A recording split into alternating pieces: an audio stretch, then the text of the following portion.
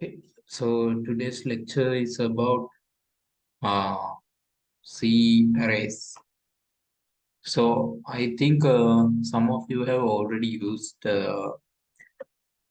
strings. So there are no any special data type in C as called string. Uh,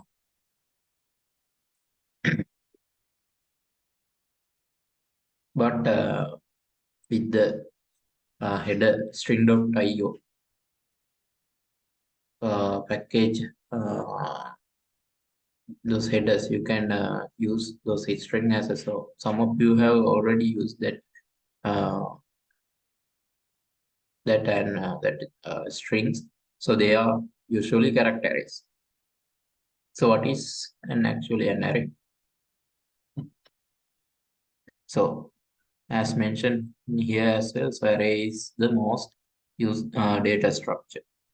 So anyone please tell me what is the simplest data structure in C?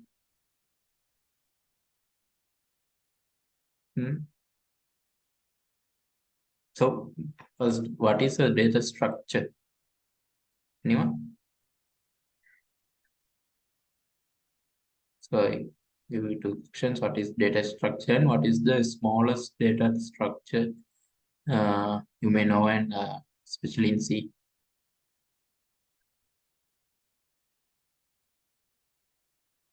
So as mentioned here, the array is the most used data structure. So I'm asking what is the simplest data structure?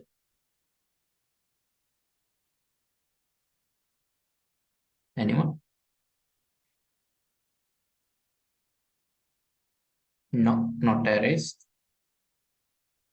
Arrays may be the second. So I will explain what is data structure. The data structure is uh, like uh, it's a thing that we can store some data, right? So in arrays, we are uh, storing data in a somewhat in another way. And you already used those. Yeah, thank you, Dilisha. Variable. Variable is the smallest data structure. Simply, you can store, maybe if you are using integers, then integers, characters. Likewise, floats, then floats.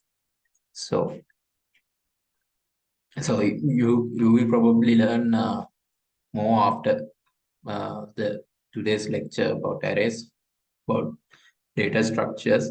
So, uh, so variables, arrays, then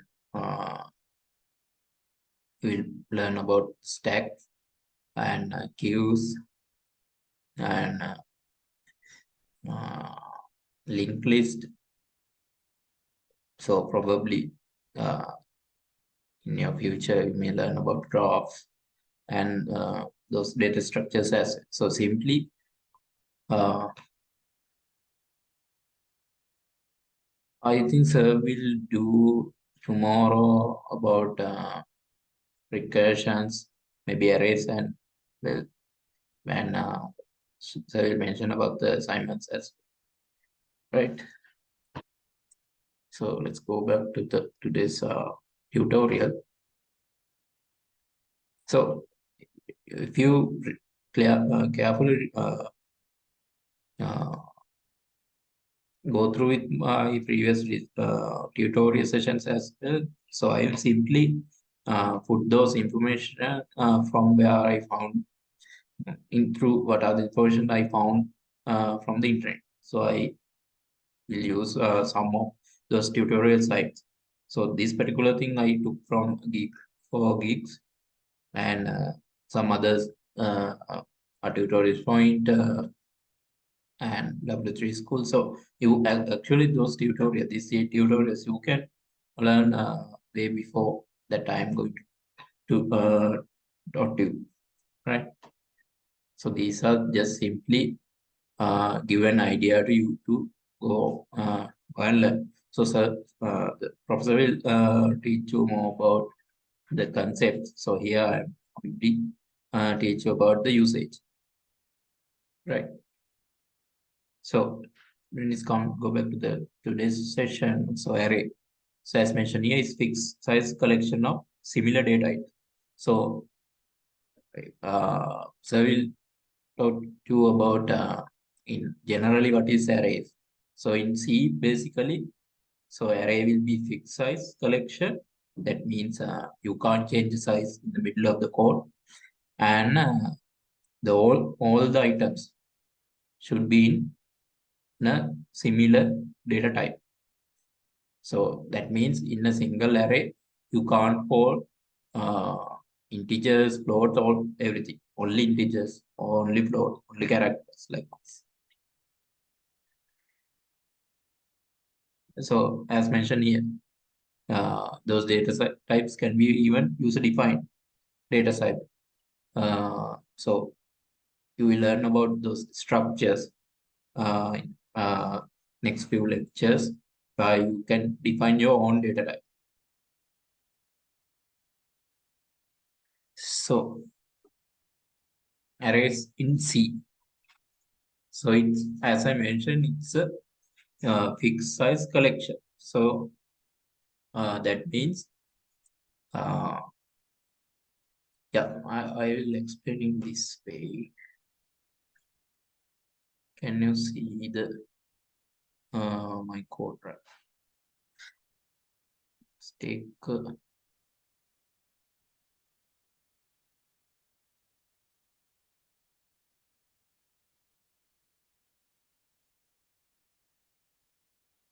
so I'm not going to code much, but simply we take some variable, let's say marks one teacher, say, so this is about some student mark, right? So say 85 should be marks 2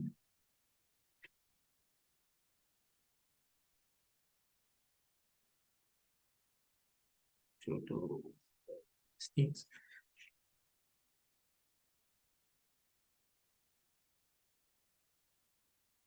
So this is just consider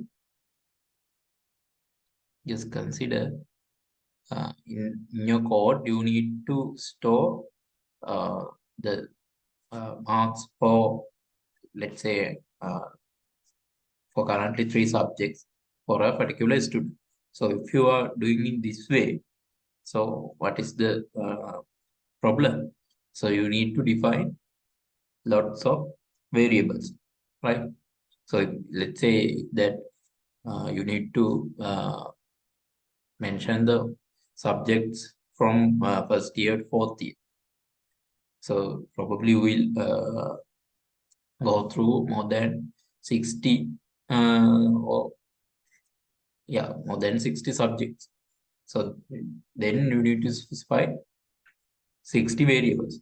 So if there are mechanisms to do with the A's, that means from like a single variable, then it is very easy. So arrays. So arrays will be help to do that one. So in memory, if you are declare the array, then in memory it will fix the contiguous uh, memory locations. So as mentioned here,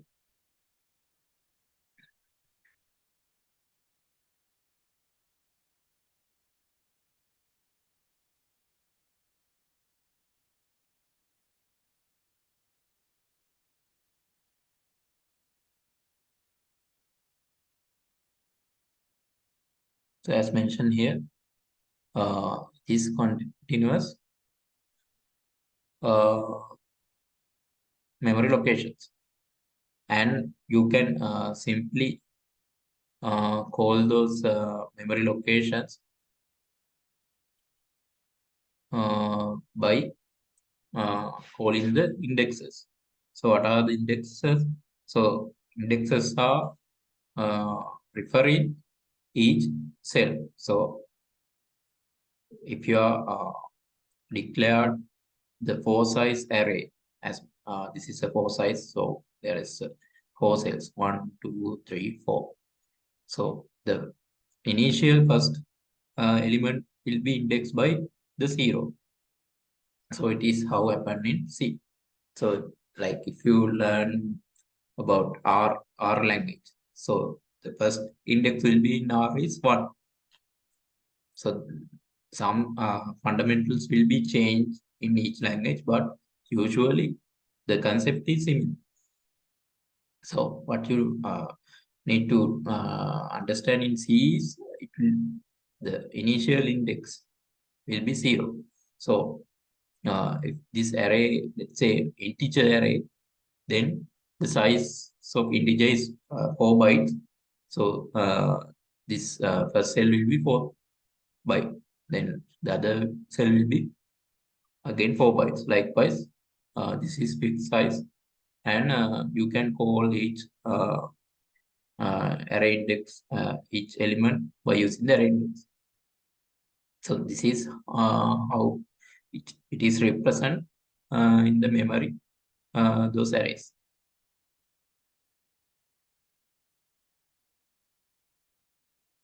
So properties. So you know it is fixed collection of same types and continuous blocks in computer memory.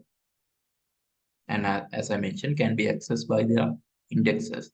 So there are, like since we are defining, we can say there are two types.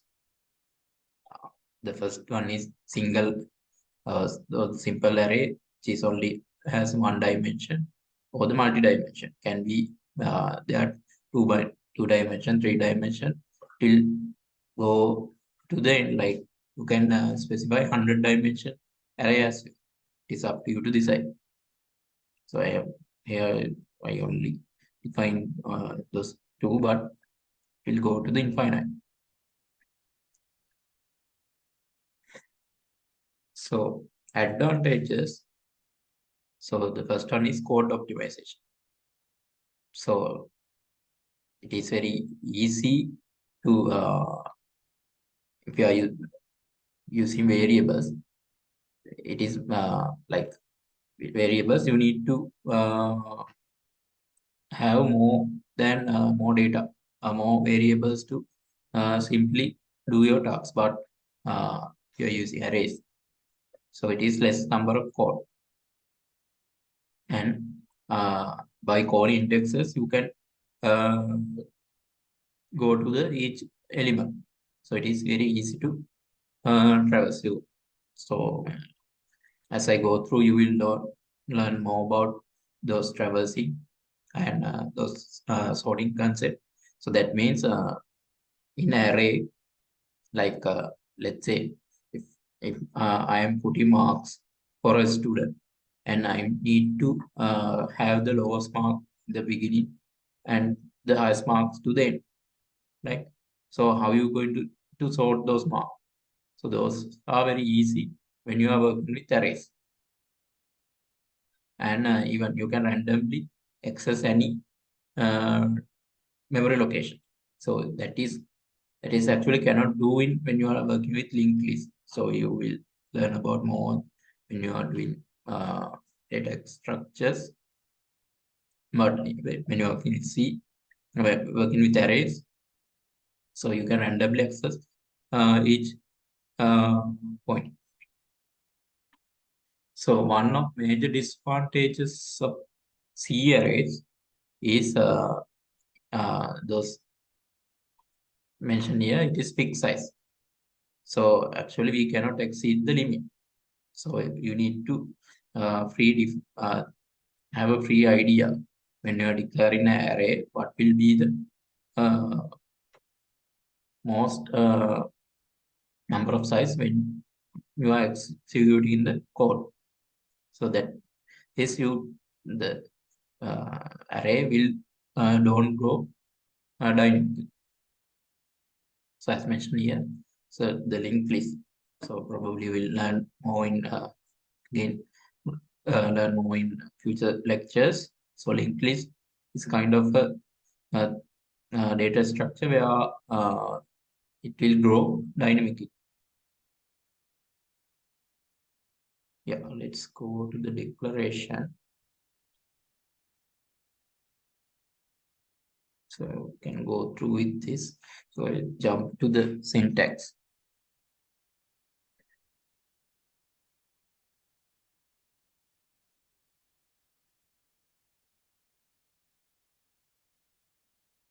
So first thing is the data type.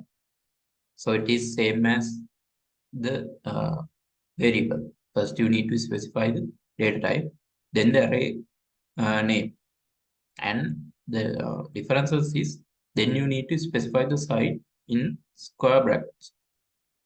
Or if you are using multidimensional arrays, so you need to specify the each size of the each dimension. So this n will go to the infinite. Like what is your what is the dimensions?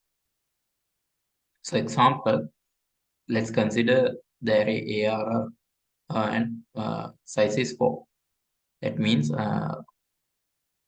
it has 4 memory locations. So this is the ARR array, and indexes will go to 0 to 3 since the initial cell will be indexed by 0, and likewise the second one is 1, third one is 2, and the final fourth one is 3.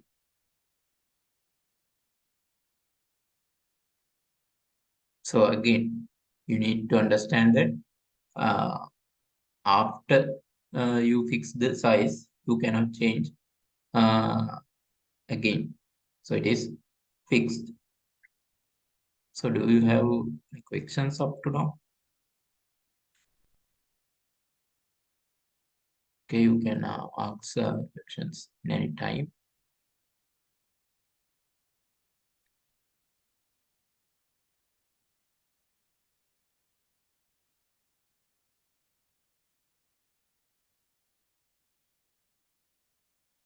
So array initialization.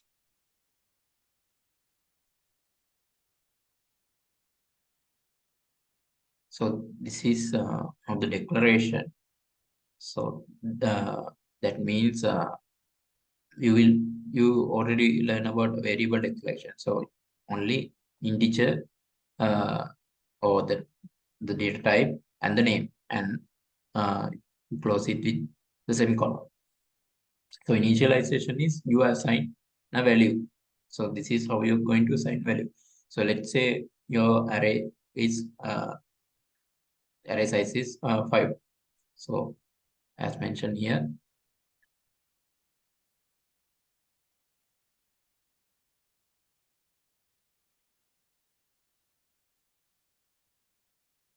so array size is 5, and in curly brackets you need to specify the uh, what are the data. So those data should be in integer. So like if you put uh, quotes uh, in the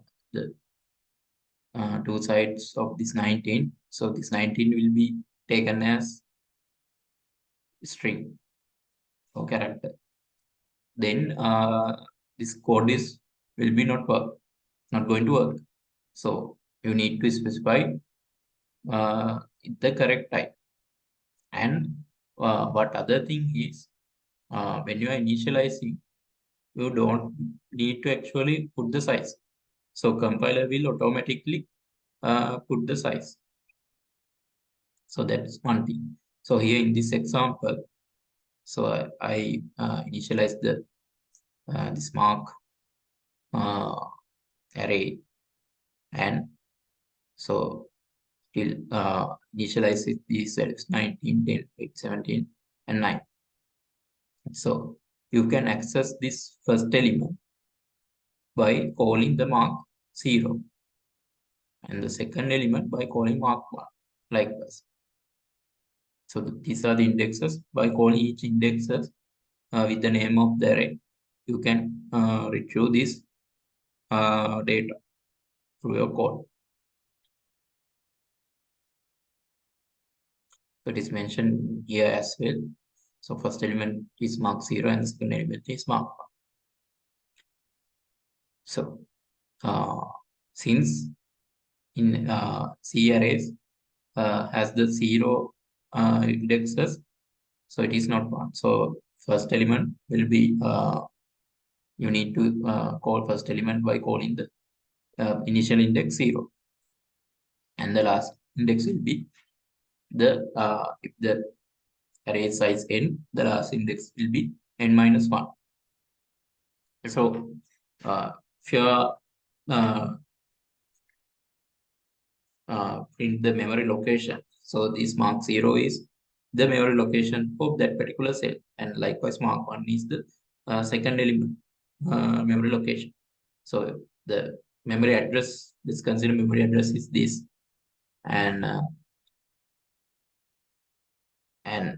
since the array is 4 size, so the next element will be next address will be starting by adding 4 bytes. So it's starting from here likewise. So it is contiguous. And even then, you can simply change particular value. So let's consider the mark array with the size 5, initialized with these values. And you need to change the third element by minus 1. So that is 1, 2, 3. They is need to change by minus 1. So in your code, if you just simply say mark 2 equals minus 1, then it will going to change the value inside this third element. Likewise, for the last element, you need to just call mark 4 and you can specify with the new value. So that means you can change any value. So since this also like the values will be can be varied, and you can vary each values. So that means you can store any data, but it should be the uh, it should be in the correct type, right?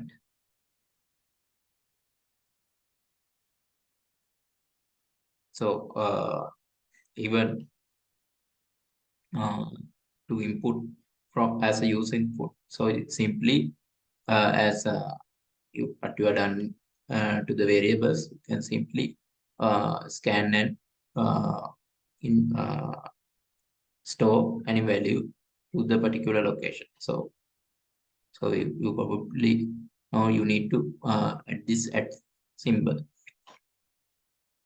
and so print a particular value.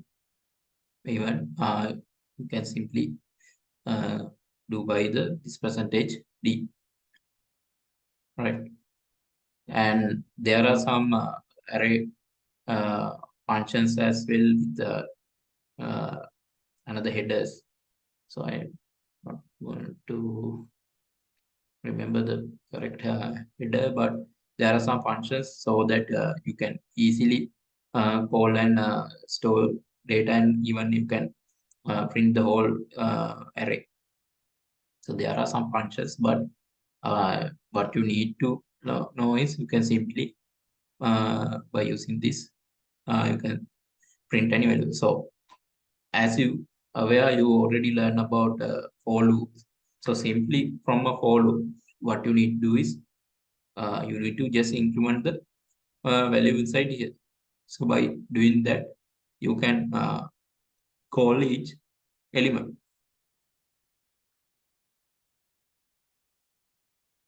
So this is example array input and output. So, see.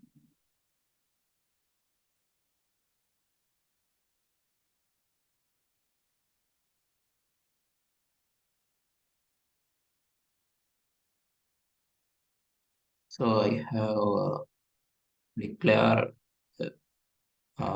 array name values with the size 5, and now I'm going to scan and put values to each location. So since the index is start index is 0, and I'm going to till the size 5, and each time I'm going to increase the, and in the second I'm calling each indexes and going to print. So let's run this code and find out.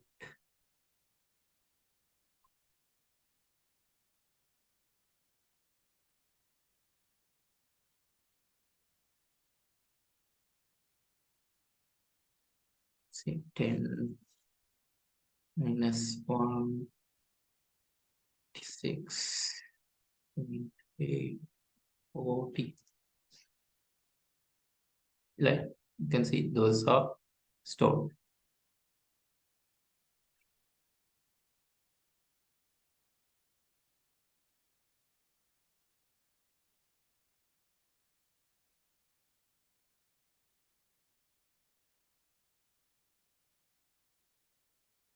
Okay,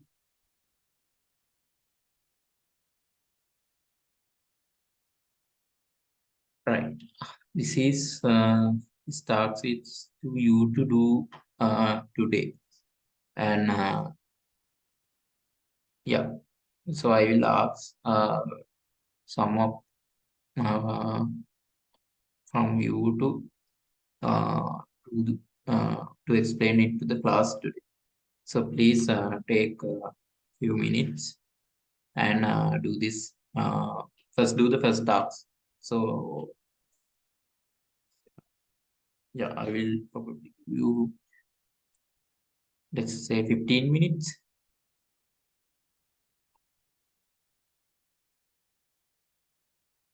And in the meantime, you can ask any questions. So I'm going to point out probably few from you, and they need to explain.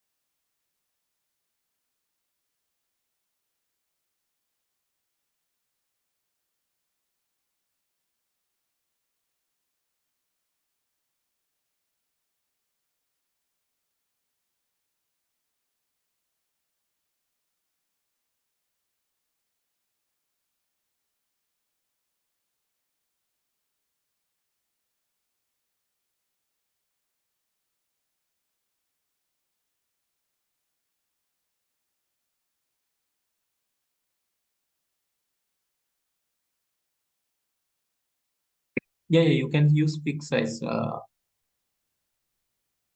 let's say for 5 numbers. Otherwise, we can't do for the infinite. And what you can do is you can take that integer n as a user input by by doing that. You can do for any number.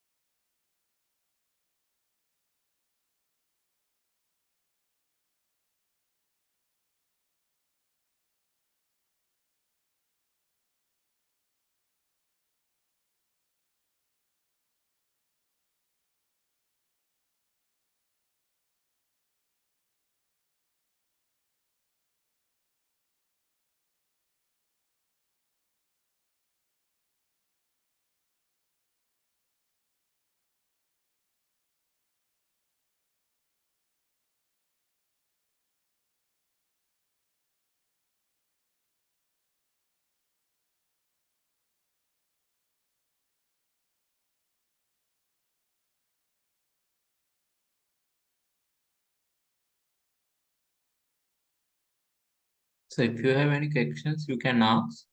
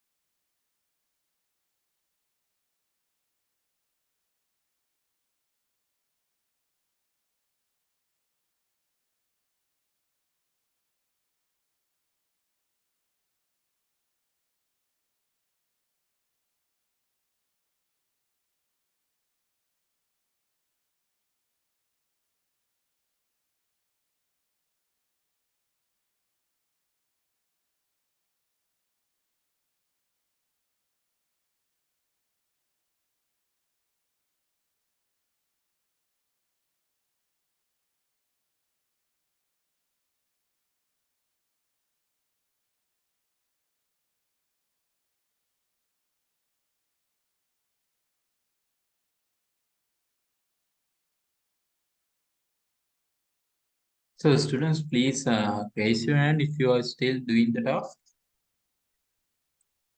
Do only the first one.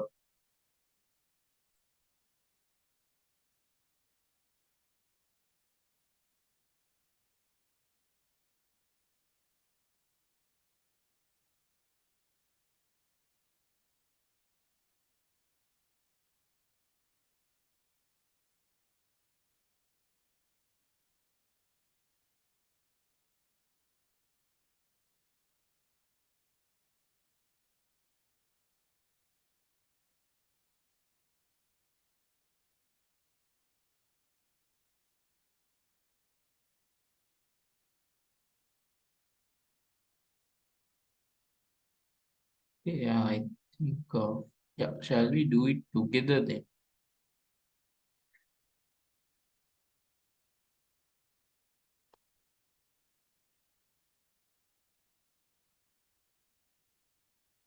So what is the task? It's about write the program to find average of n numbers. Average. Save simply ABG.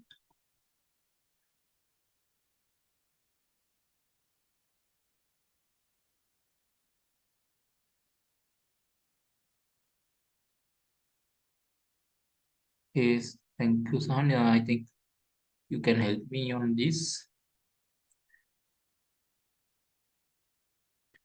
So first, what you need to do is include the standard input and output std io.h. right? And what the next thing is, so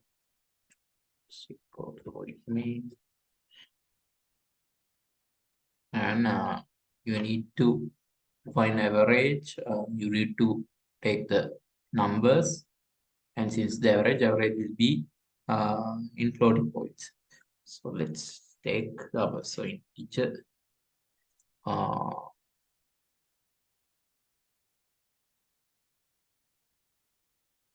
array. Let's take numbers. Yeah, can specify after the use input the size and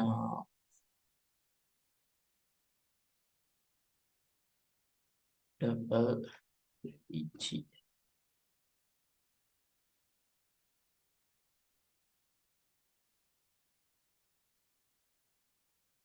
So from user input, that is scanf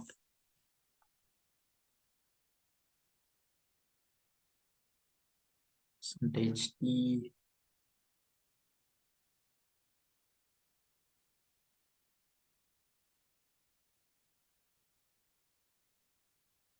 size. So let's print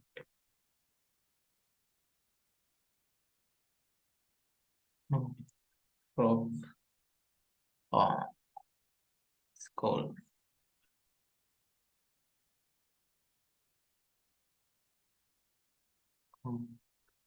the numbers. Make sure to put the same column. Right, so now you are scanning and assign the numbers. So size will be the your array. So now we can initialize the array. So integer numbers, the size for equals 0 to I less than size plus I.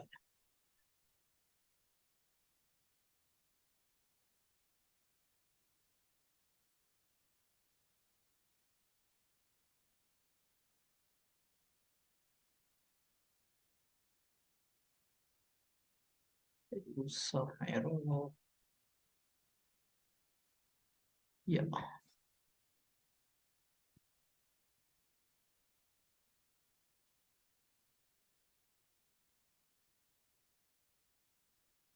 For that, and yeah, before that, printf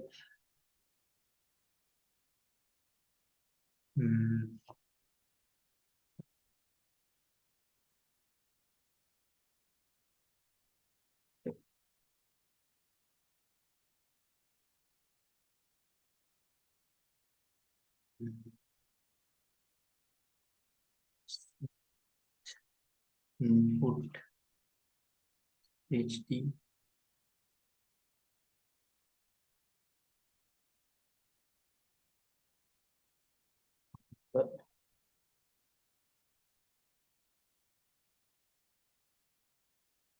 and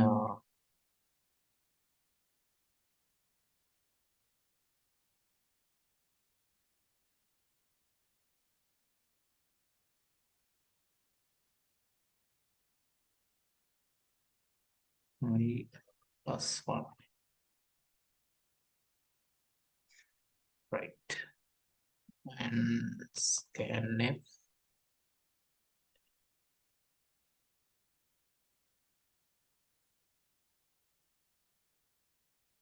inserting that into the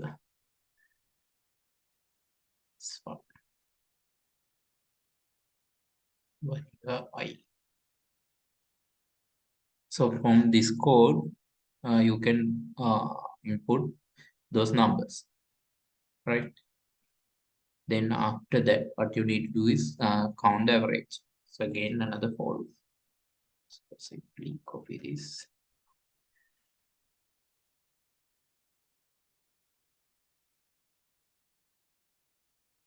You need to do is you need to uh, include. So let's initialize this to 0. Then sum will equal to the whole value plus the each number uh, entered here. So now right,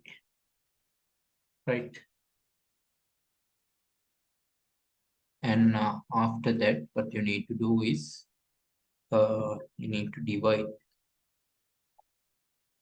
and show printf average. Average is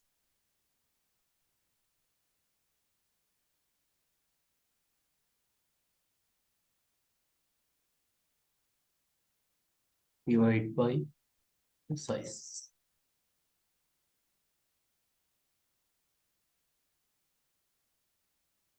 Right. So let's run and see with it.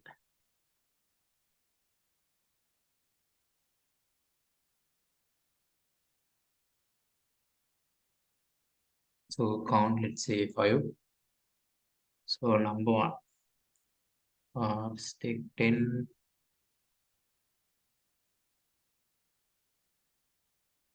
into 20, 10,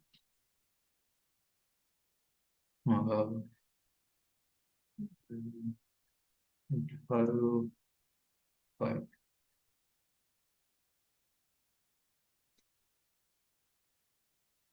So I think,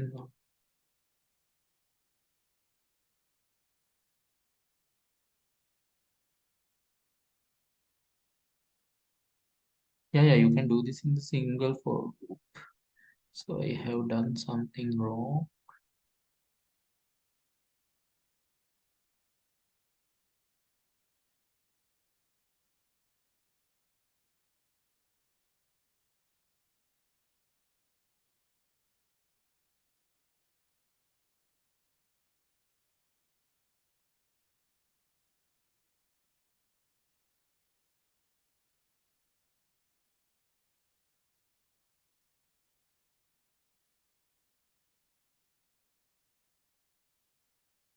Okay.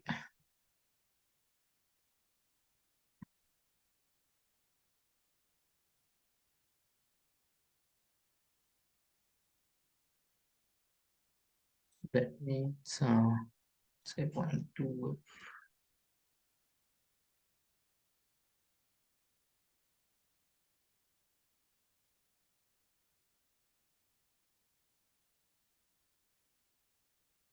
And we need to cast this one as well, direct this.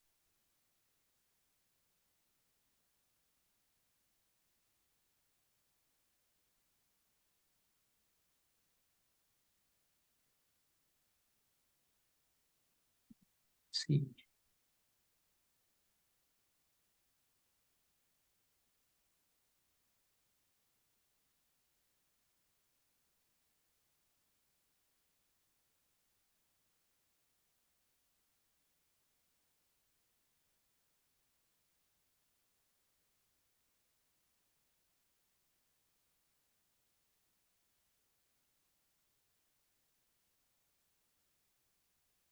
Mm. Oh,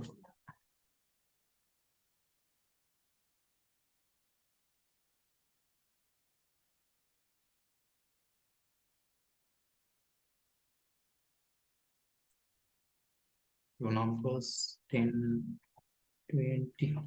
Right. You got the answer 50. So I did two wrong. One thing is here, the other thing is here.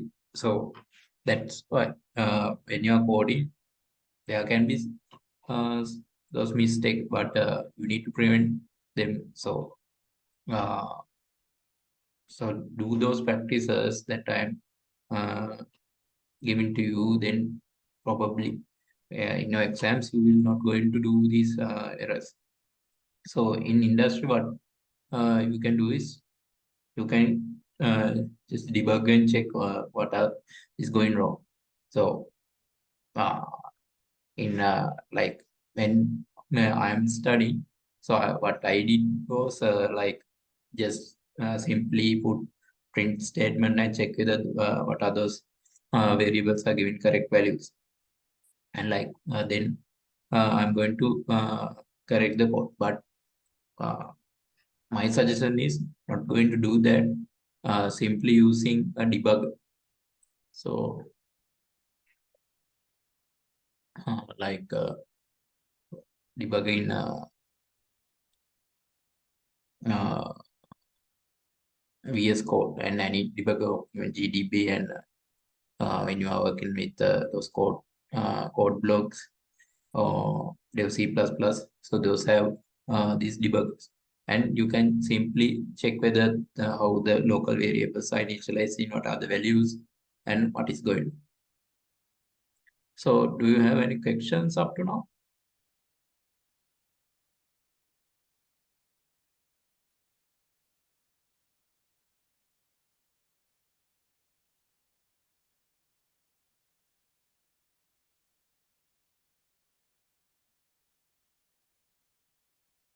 Is it possible to use the front test?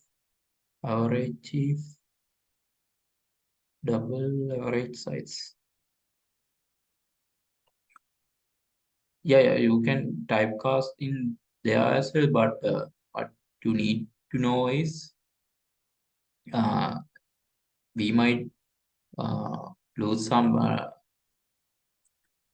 uh, problems here. So, yeah, in the size also, since it is also integer, we need to cast it to double.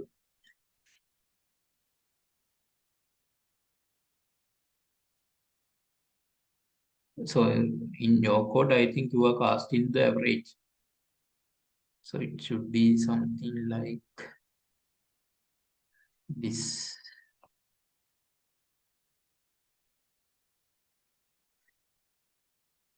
Right, you can go through and learn more about this. Just please do those practicals and try to follow any tutorial guide, like as I mentioned, Geek for Geeks or Tutorials Point, W3 Schools. Just follow any particular guide, tutorial guide, and another thing, do those hacker rank questions and lead code questions. Then probably will get more familiar. So when you are going to go to the industry and all, so they are, but you need to have a good practice in coding. Next, let's go back to the lecture. So I have given the same kind of problem in your lab sheet as well, the second section, to sort an array. So there are few sorting algorithms, bubble sort, selection sort, and even very efficient sorting algorithms are there. So it is you to find out and select a suitable algorithm to sort, and try this example. So it is you to do self-study, right?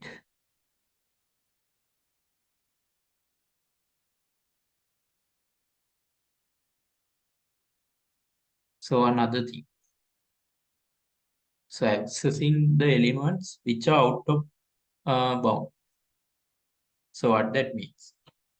So it means, so let's consider you have an array with a size 10, and that means you can access the arrays with this index 0 and up to 9, right?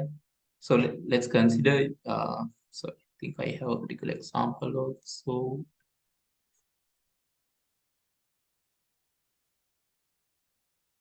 Right. So this in this example. So in this example, I am initialize the array with the size 4. That is 1. First index with the 0th index is initialized to 1. Likewise, the uh, third index is initialized with the value 4. So it will print, you can access any value. Let's simply find the last element. As you can see, it is 4, right?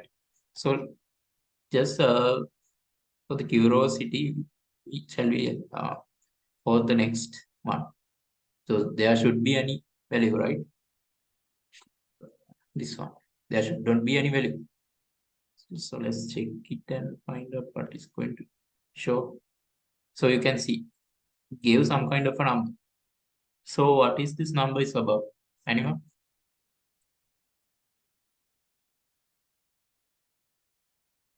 You can see, right? It gave a large number. So what is this number is about?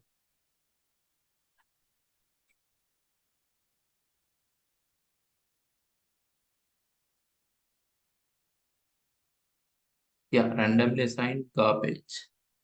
So actually, uh, see, so I think I have that slide. Yeah, in this slide, you can aware.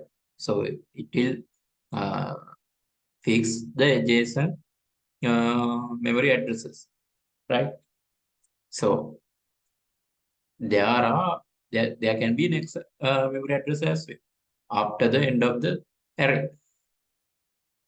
So what the program do is it going to address that memory address, and that memory address can be have any kind of uh, value. So that value going to show here. So so like so you can have some kind of idea, right? So this is the way you can access the other locations as. So let's run it and find out again.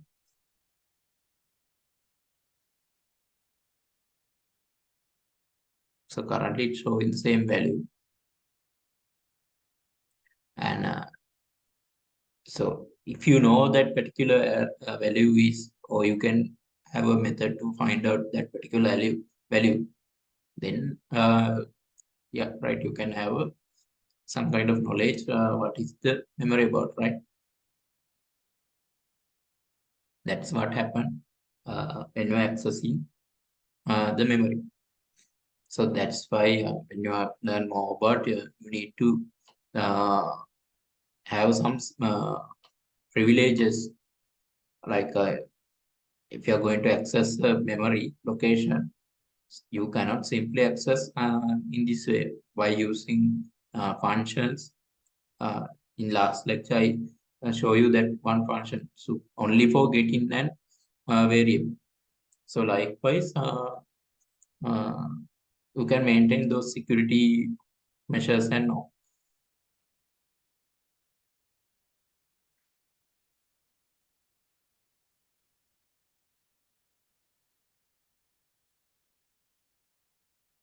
Yeah. So as mentioned here, you should never access elements of an array outside of its bound. So in some programs like Java, Python, they will give an array out of bound exception, because that particular array will only can access up to that memory location. After that, the location is over. The fixed memory is over. So in C, in some compilers, you can actually access afterwards, but those are actually junk or garbage values.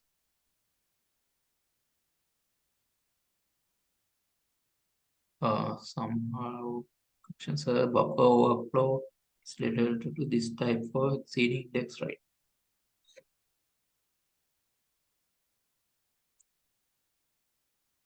Mhm. Yeah,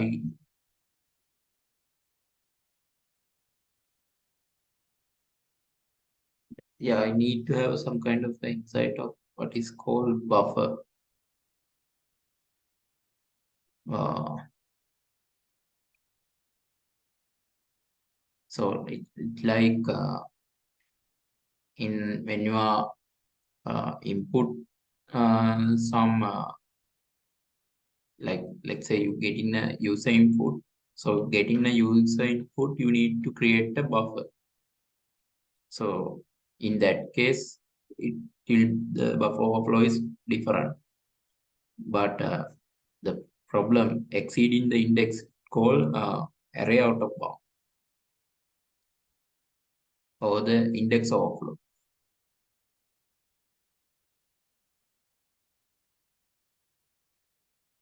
Right. Uh,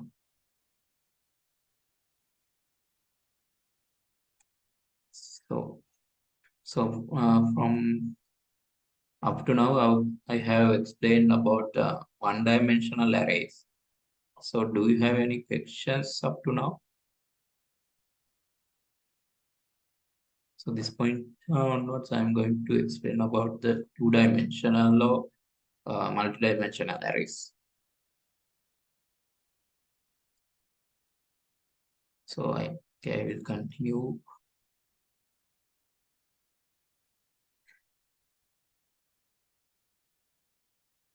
So this is the way you can create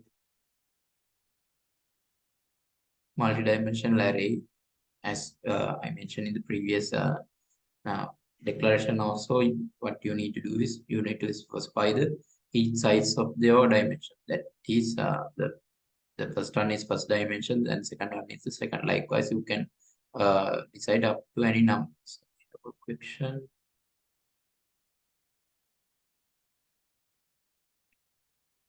Kalhara, I didn't get you. Can we do arithmetic operations directly for arrays? What that means?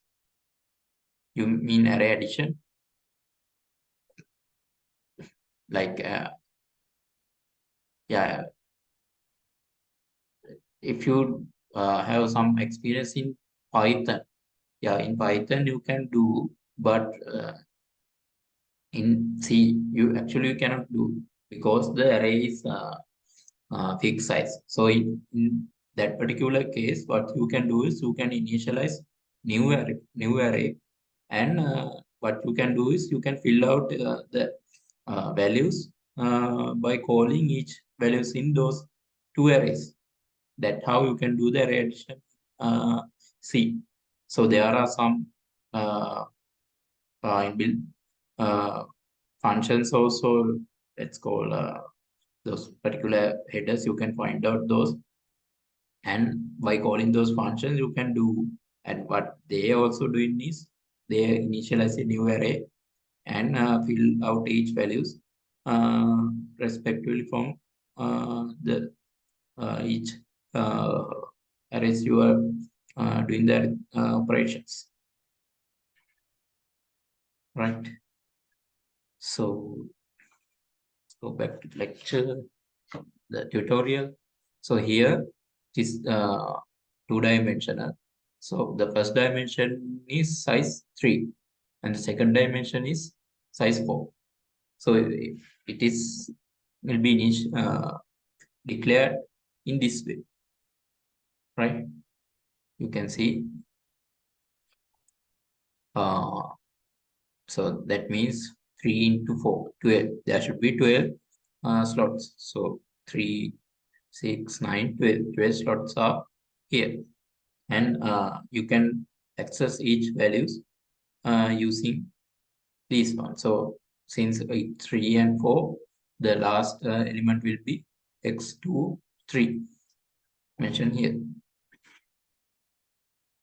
So in three-dimensional, you can represent in 3D, but after that, it is very hard to represent as a table or in a graphical way, but you can simply declare or initialize any array with any multi-dimensional array.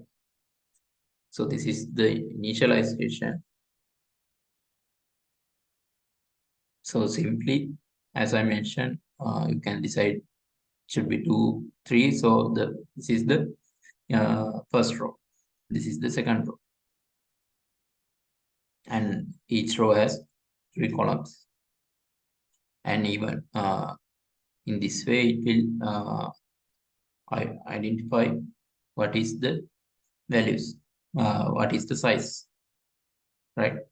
And even from this way, without having to separate rows, you can simply put values. So 2 into 3 means 6 values. So those 6 values will be initialized in this way using simple from one single curly brackets.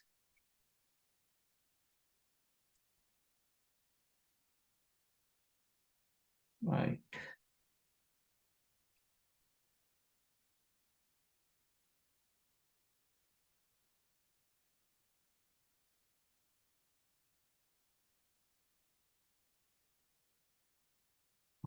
Okay.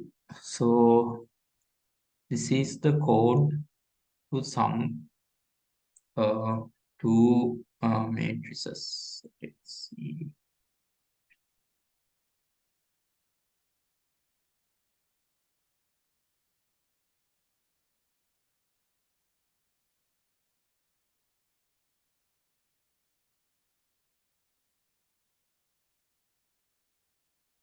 So what I'm doing is I'm initializing uh, two arrays, three arrays actually, not initializing, declaring.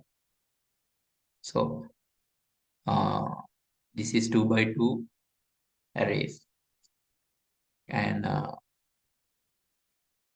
so those uh,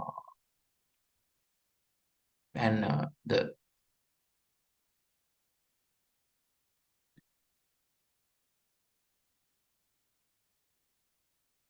let's go back to the core. So sum. So how you need to do the array matrix summation? Just simply sums up each element, right? The adjacent each element into matrices. So this is how I initializing the those two arrays, and then so what I'm doing is I'm calling each relevant uh, memory location of those arrays, and it will the summation of those values will be go to uh, the corresponding memory location of the our results array, and then we can simply show the values. So let's run this one and check.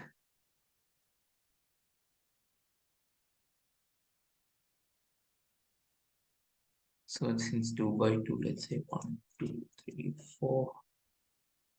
Again 1, 2, 4.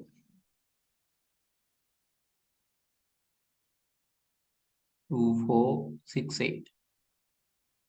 Right.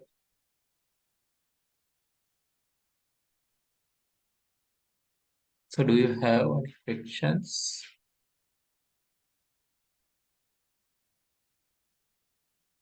students?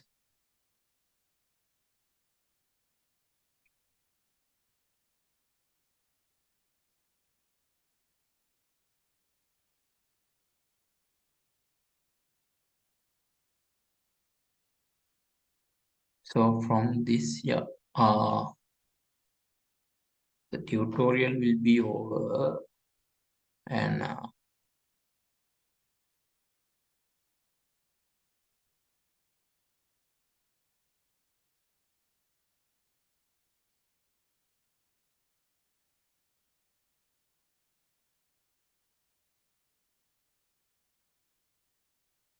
yeah, so it's talking about the lab sheet.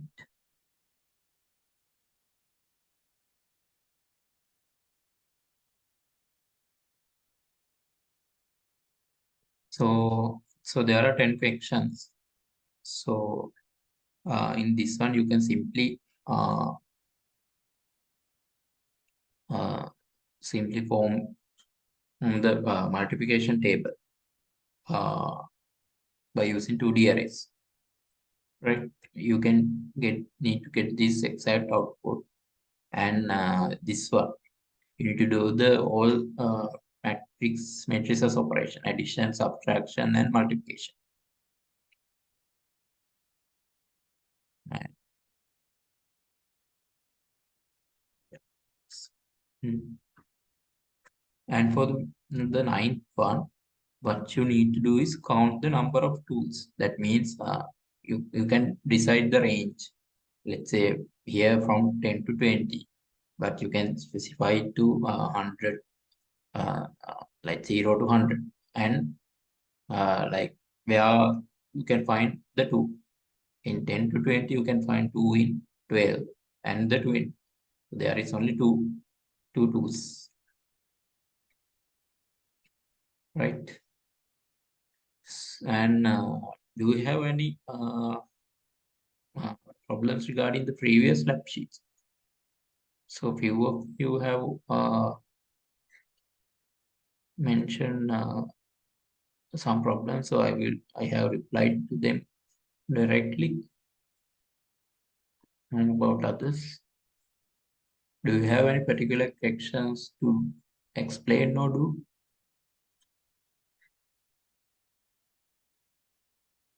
Because in assignments you will get probably similar kind of questions.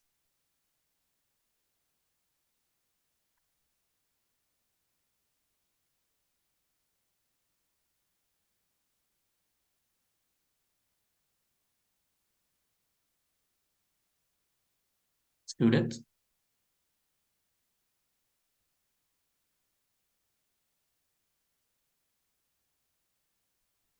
5, 7, and 10 from the.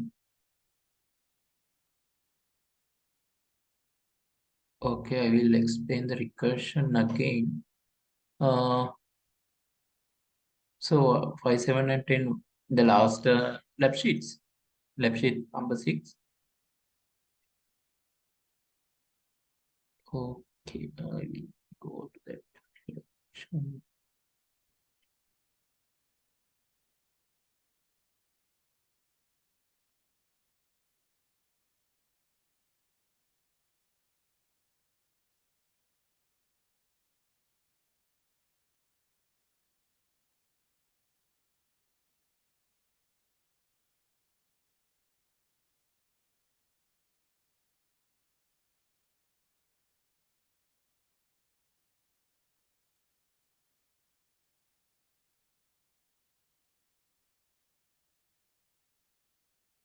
So the seventh one. So there, I think I will inform some of you to inform the others as well. So this should be uh, uh, strict.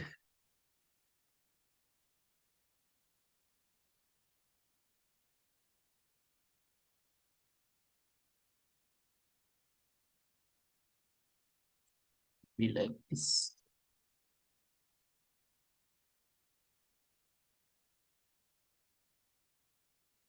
5, 7, and 10. Okay.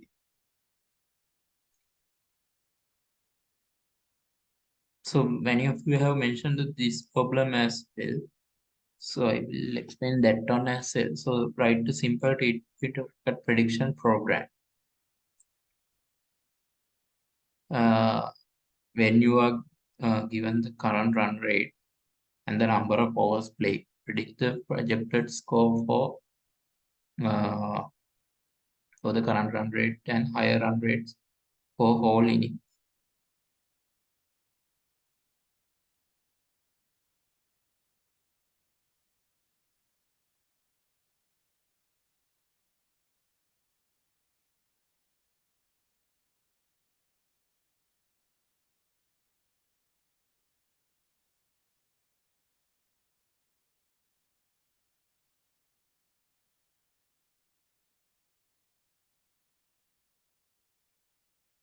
All right, right. The functional powers.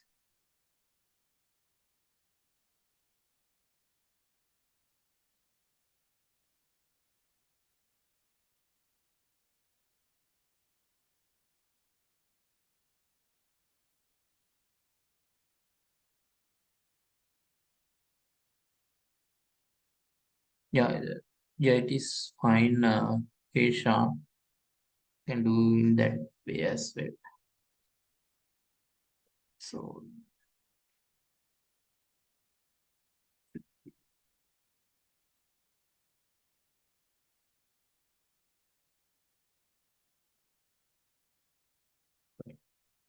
so I will explain this each one. In this way, this code, what you need to do is if you are into cricket, you probably know uh, there there is a some some prediction program there will show the current run rate and run rate. If the run rate is this, they will go to this mark, and this mark likewise they will show, and the current run rate will be the actual real time value. So it can be in the middle of the over, let's say. Uh,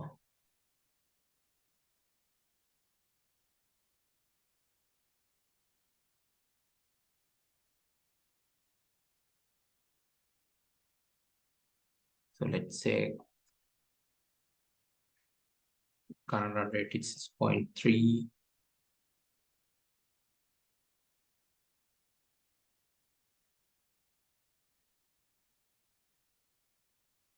and the overs gold is say 12.3, right?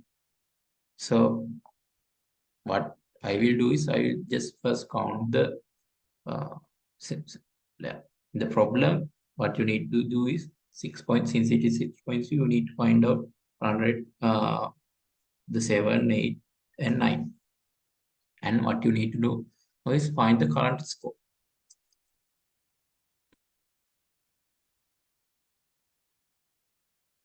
right? So 12.3. So you will know uh, uh, there are 6 balls for a over. So here 12 into 6 and plus 3, that is 75 balls to 75 balls. So what this means is for 6 balls, he will score 6.3 runs. So what you need to find out is for 75 balls, what will be his score, right? So simply multiplication, right?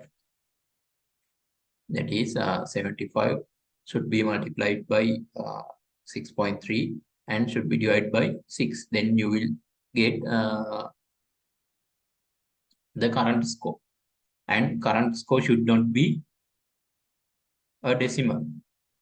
So it should be a value. So you can store that value to this particular variable, right?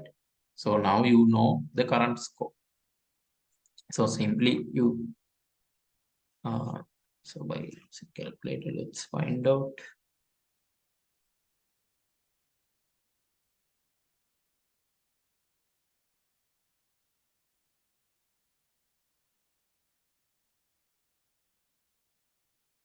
So 75 into 6.3 divided by 6.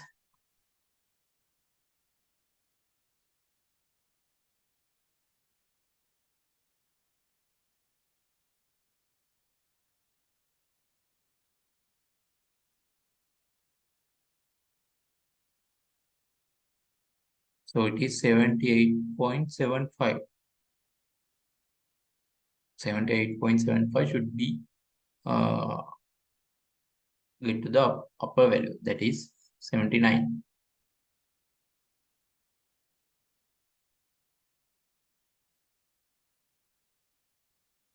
Right? So since in T20 there is 120 balls. So what are the balls left? So that is 120 minus 75. You can simply do those in your program. So I just now I will do it manually.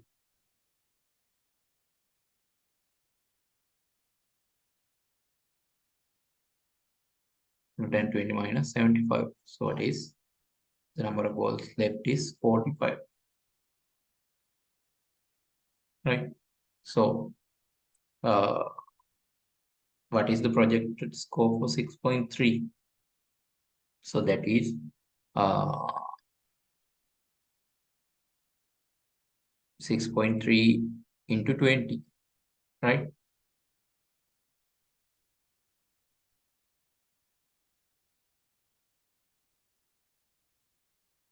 So that is 126. So final score will be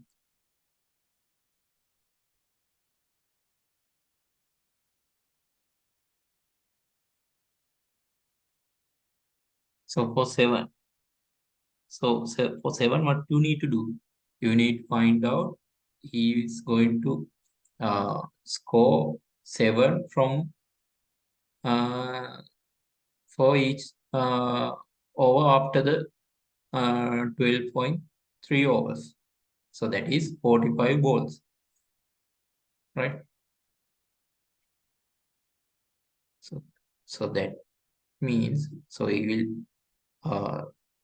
score this value, uh, 45 into 7 divided by 6. So 52.5, that is 53. 53 for 45 balls, and you need to addition it to the current score, 79. So what is the value?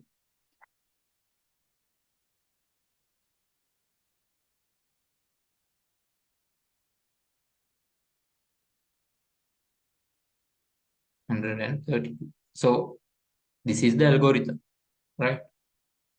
You need to find out the balls left and the current score, and you can done this by simply 62 6.3 into 20, and for this onwards. So you need to find out this value and uh, need to uh, add it at the current score. So this is how you going to think for that particular problem. Then you need to use your knowledge about programming, and you need to retrieve these values through your program. That's what you need to do. I think many of you have done that part. This is how to clearly identify a particular problem and find out what are the variables that you will probably need, like this one, final score.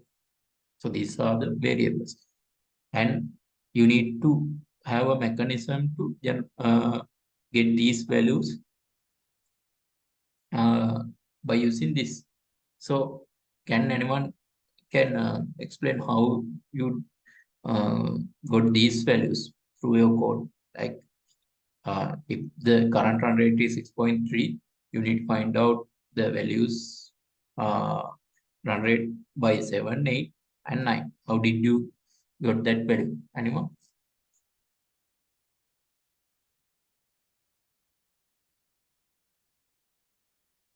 What is the mechanism you choose to derive those values?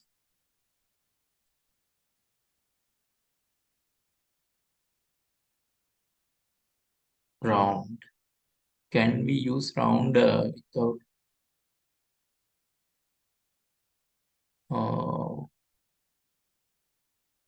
without having any maybe the maths.io, I think we need that header, right? Casted the current run rate into integer and then add 1. Yeah, you can that as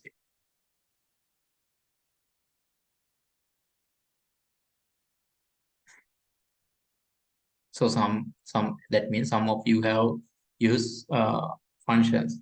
Round function is used by David and Sahan. What he did is he casted this into integer. That means this will be removed, and then you can simply add 1 to each and get the value.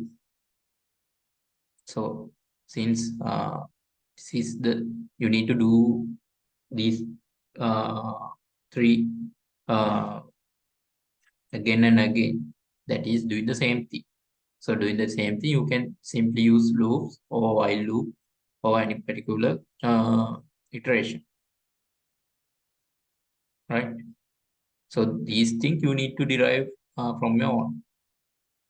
So about the next one, try to see program to implement a game application that is the children's game of rock paper scissors. The user enters a letter indicating a choice and write method the pick a value the range of 1 to 3 with 1 corresponding to rock. That means 1 is equal to rock. Is equal to rock. And 2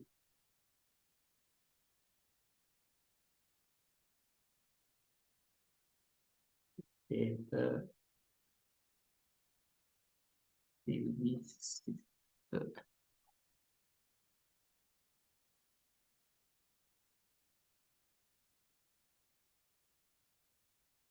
the computer choice is compared to the user's choice according to the rules.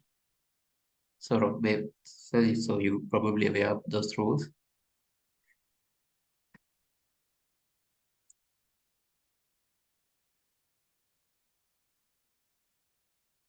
Okay. So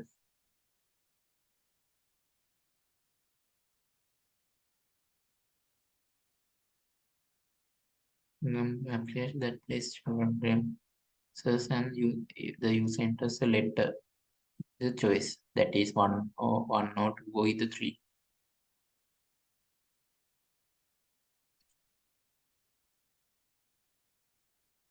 So you need to probably generate random number from 1 to 3. So I think one of you have already discussed about getting a random number. I think from math.io package, right? So what in this example, what you need to do is so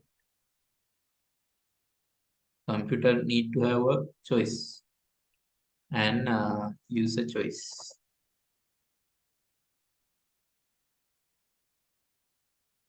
right?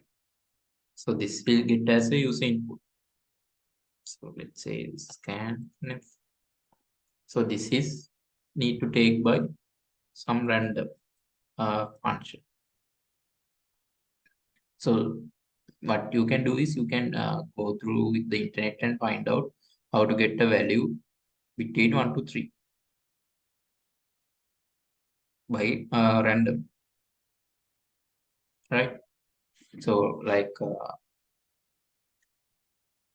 if you have any method to generate a random number, let's say you know only generating a random number. So let's say it's an integer and it can be any number, right? So by that number, how you are going to generate a number between 1 to 3. Can anyone can explain? So that is, this number can be any number. So for for now, let's say 1, 2, 3, 5, 6, 9. This kind of a number.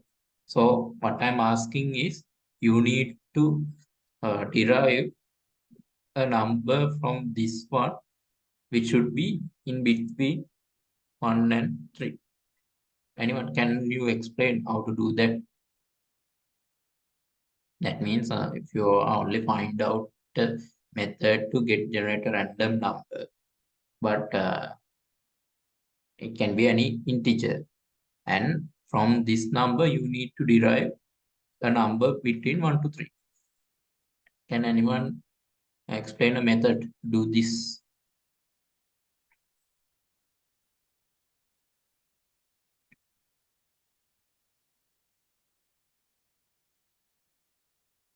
Yeah, I think I'm not currently aware of this trend you mentioned. Yeah, there are many methods to generate a random number. So what I'm asking is, uh, however, you have find out by search through internet, you have find out a particular number. So like those functions will be given to you, like those are not going to teach you. So those functions will be given to you in the assignments. But for doing those tasks, you can find out any particular function. And now you know a function that will generate a random number, random integer. It can be any size. What I'm asking is, you need to have a method to limit it to number between 1, 2, and 3. Say this way. So how you can do that?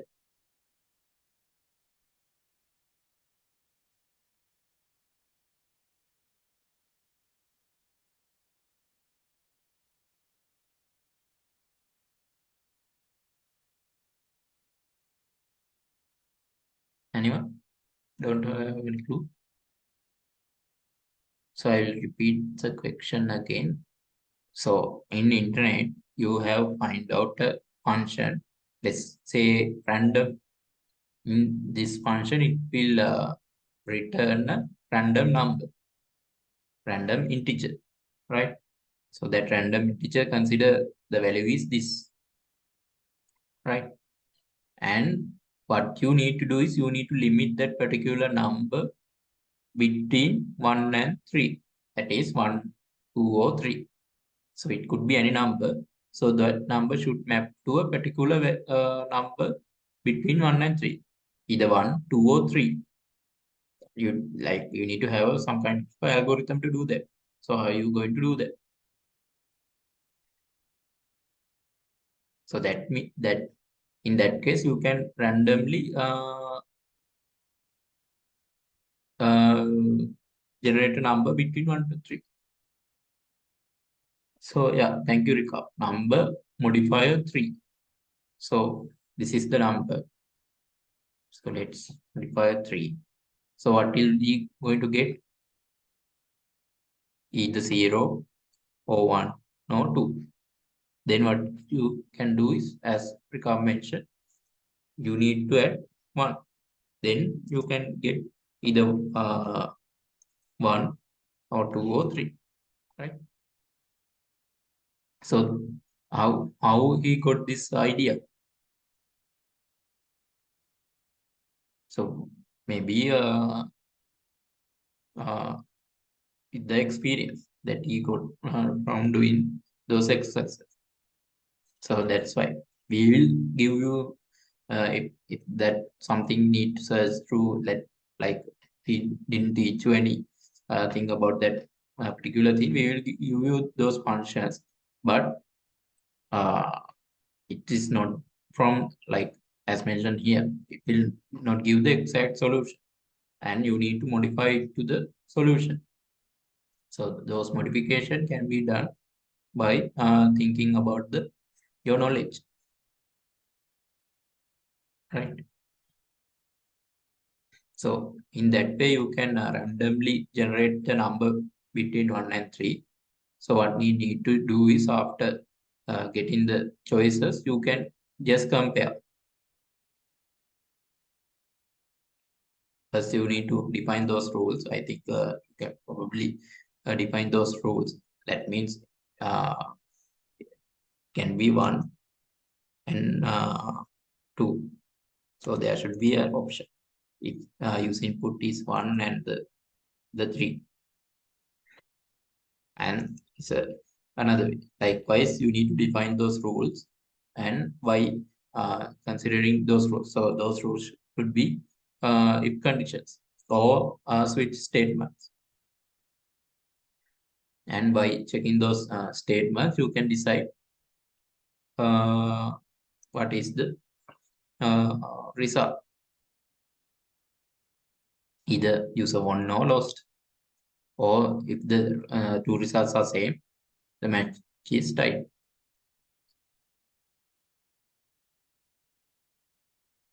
So 7. So ours went to the power 2, all the integers between two numbers, right? I think that this way you can have a better idea.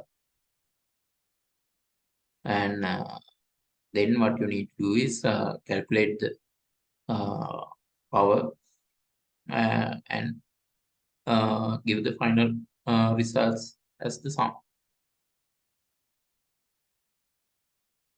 So last one, write a C program to calculate and print the first n numbers of the Fibonacci sequence using the recursion. So Fibonacci sequence is a series of numbers. So it is explained as well. Also, where each number is the sum of the two preceding ones, usually starting with 0 and 1.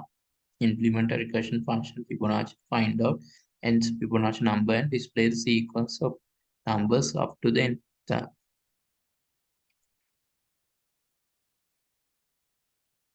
Right.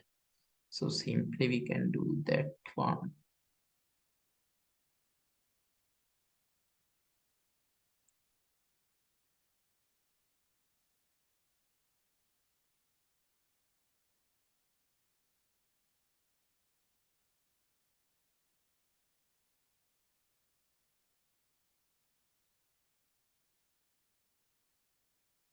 So we have to include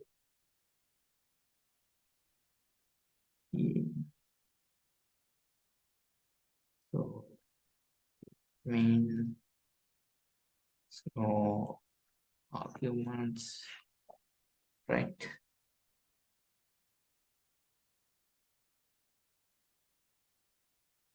So as mentioned here, the Fibonacci series.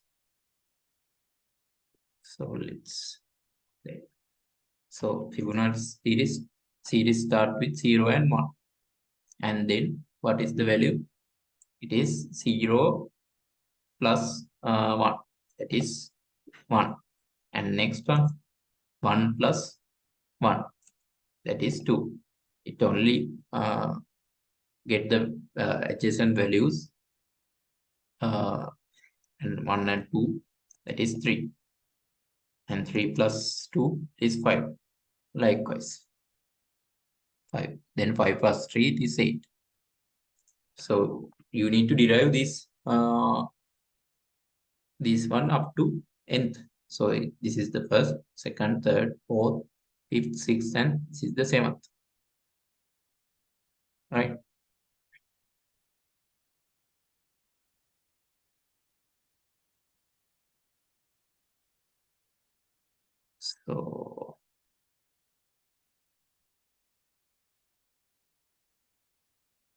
So before that, you need to have a function. It should be returned. And say fib, it should give the let's say the position,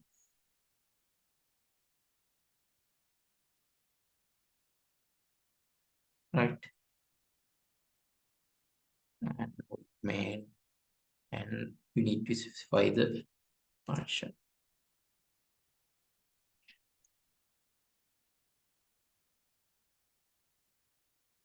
Here the function prototype. Now we are going to define the function.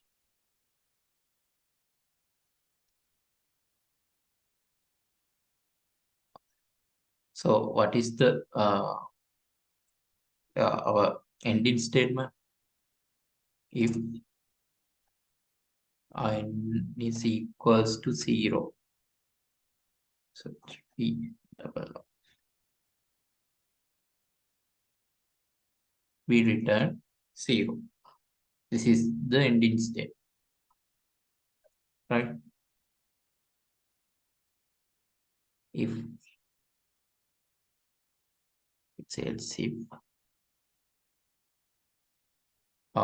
n is equals to 1, it's the first one, this one should be returned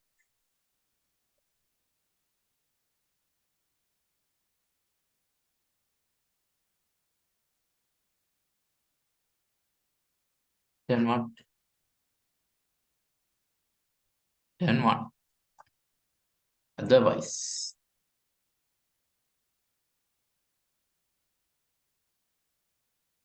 else what should do? What it should do? It should do the. It should return actually. Return the addition of next previous two numbers. Fibonacci n minus 1 plus fib n minus 2.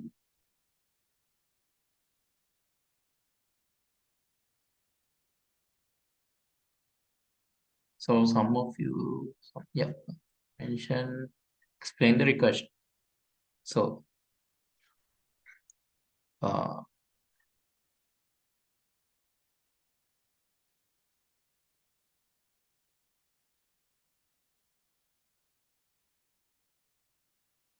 yeah, someone has put a message.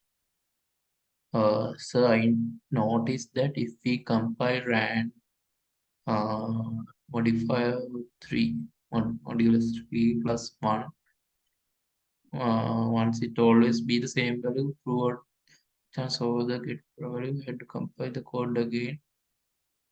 So see the random function with the strand, then is the general different numbers. Yeah. Sahan, please put it to the what we call uh,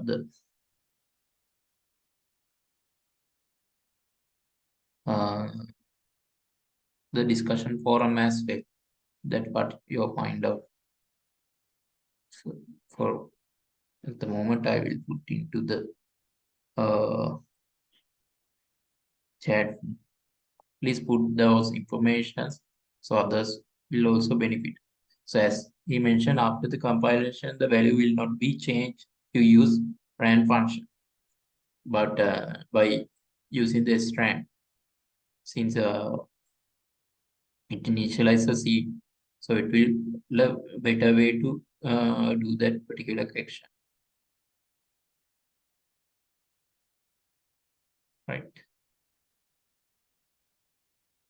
So let's go back to this question. So as you are aware, the recursion happen is it the same what in the recursion it should done the same thing over and over again at to some extent. So our extent is this, right? So what is it happened recursively? The addition of previous two numbers.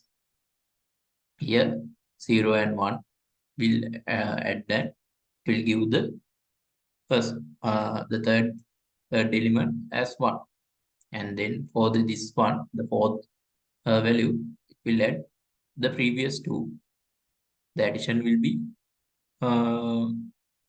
generate to this likewise. So in this way, you can take any value. So let's printf for percentage d. Let's call the function. If let's say 1, 2, 3, 4, 5, 6, 7. So it should give 8.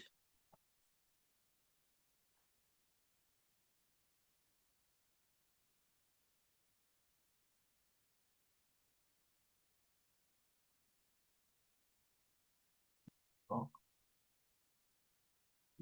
4, 5, 6, 7.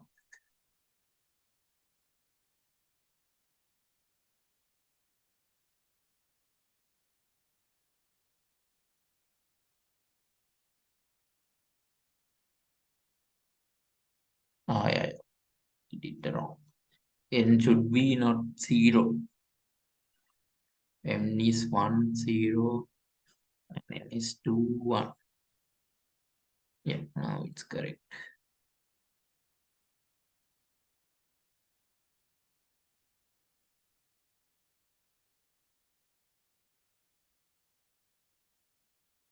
Right.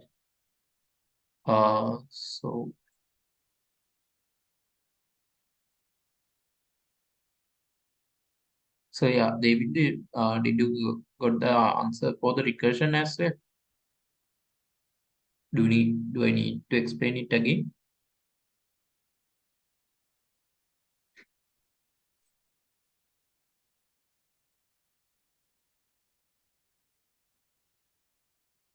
Students. Okay. Yeah, please do those activities and just go through when you are having a free time. Go through those hacker rank and lead code kind of activities and just familiar with this code and what you can do. So like uh, like you find out like when we using recursion, it's very easy to create a code. Just need to have a clear idea what you are doing. Then you can simply code that.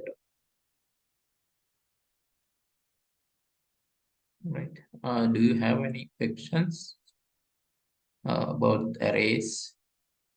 Maybe.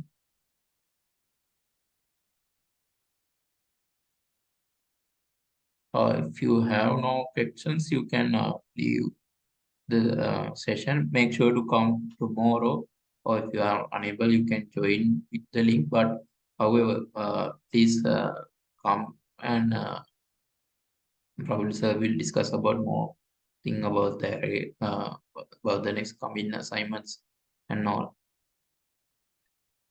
And I will also join with you tomorrow. Uh, yeah. If you have questions, you can ask, and others you can leave, and we can wind up the session.